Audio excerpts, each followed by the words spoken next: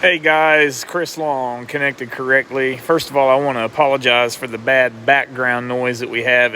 We're in an outdoor covered area, and it happens to be raining right now, so the rain on the roof is a little loud.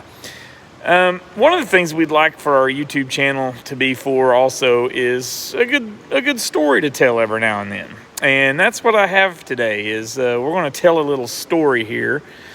For those of you who might be interested in having a dinghy conversion done to a vehicle to be pulled behind a motorhome, this story might interest you to make sure that you select a shop and or a technician who has been properly trained and knows what they're doing when it comes time to get a vehicle set up to be pulled behind a motorhome. Okay, so here's the background. We've got a 2020 Nissan Versa.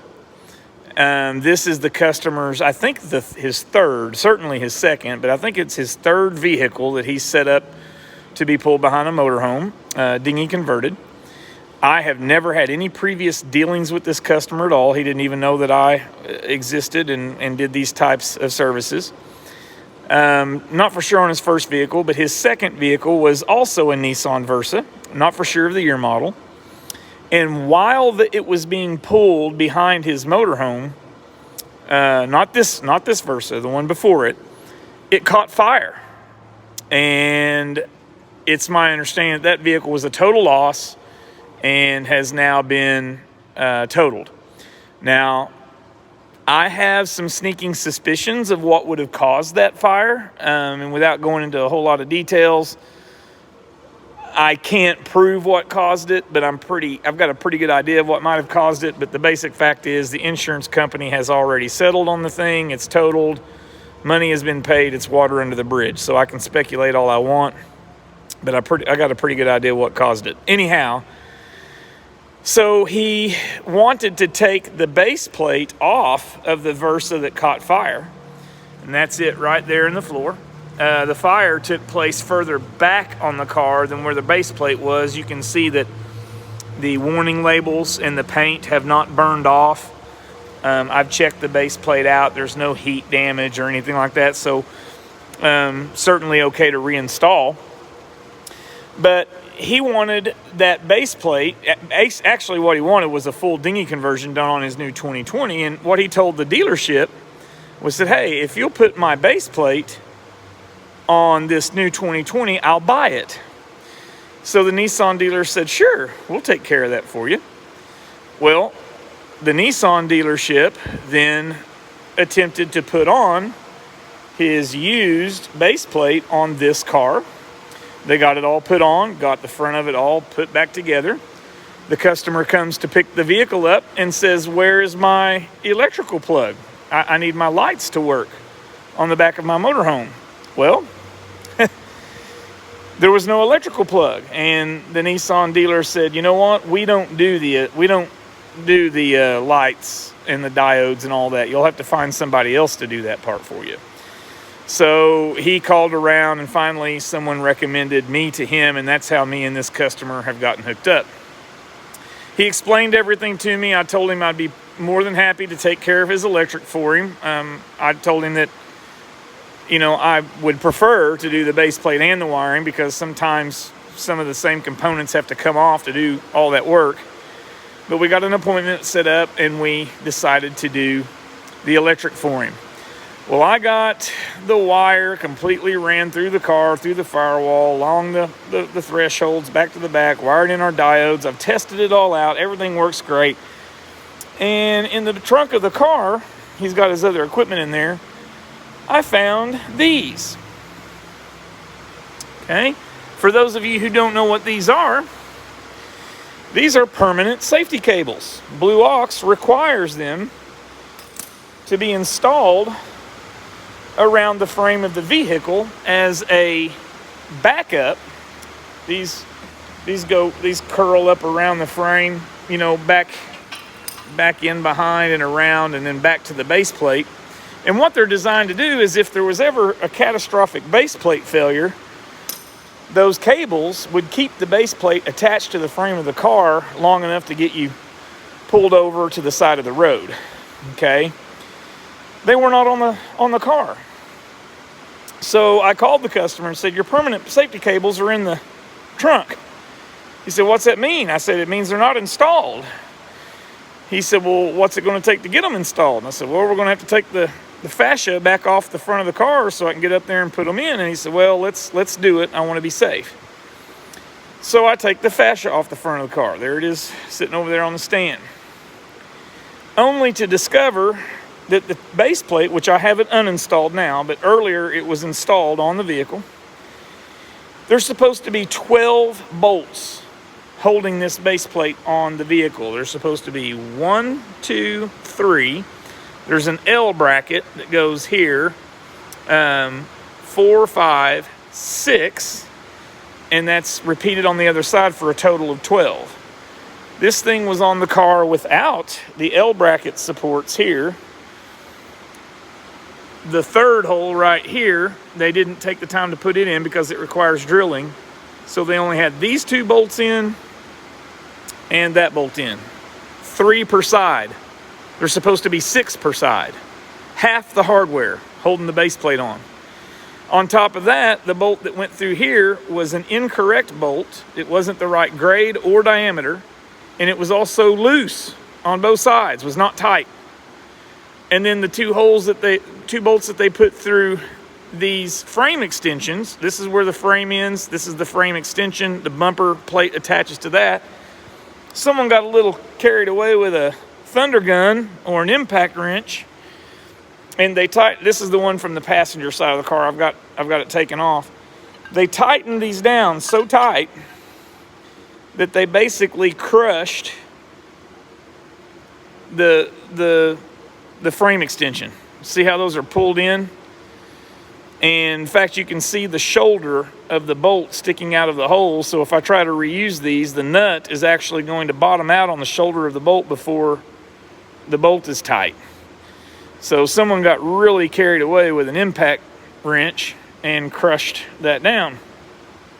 So now this part of the car, and this one over here on the driver's side is the same way. Both of those need replaced. I can't reuse those in good conscience because they've been crushed and therefore compromised. So we need 2 more of these.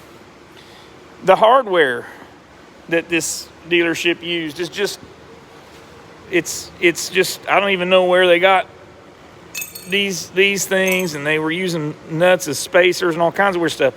It's a specialty hardware kit. See these wire nuts to get these threaded backing plates and stuff in here? These little spacer tubes right here. Here's those reinforcement L brackets. This isn't just stuff that you can walk down to any hardware store and get. So we got a new hardware kit from Blue Ox so that we had the right hardware to reinstall the base plate. What a train wreck. And the reason why I'm telling you this story is because of this. I've been doing dinghy conversions since 1984, so a little over 30 years, or I guess that's right at 30 years. And I've always been one to think that the base plates, for the most part, were kind of over-engineered and attached at a lot of different points and stuff, and the ability for a base plate to actually come flying off the front of a car was going to be pretty slim, the chances of that happening.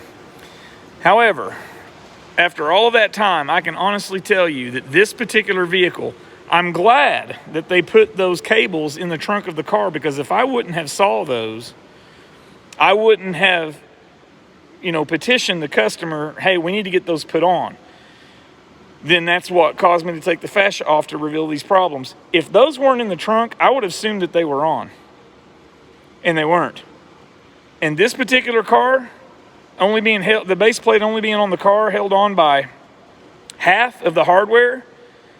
And of that half, 33% of the hardware was loose, and 66% of the hardware was not installed correctly.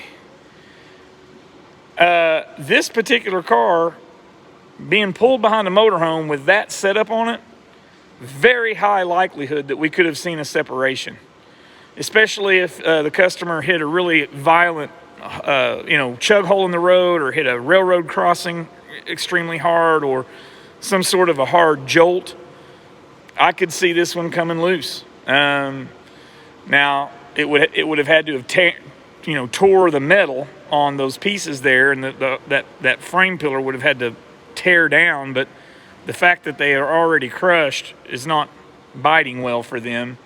But this one could have been a potential separation. And I'm grateful that we caught the botched installation, because at least now we can go in and do it right so that the customer can feel safe and confident.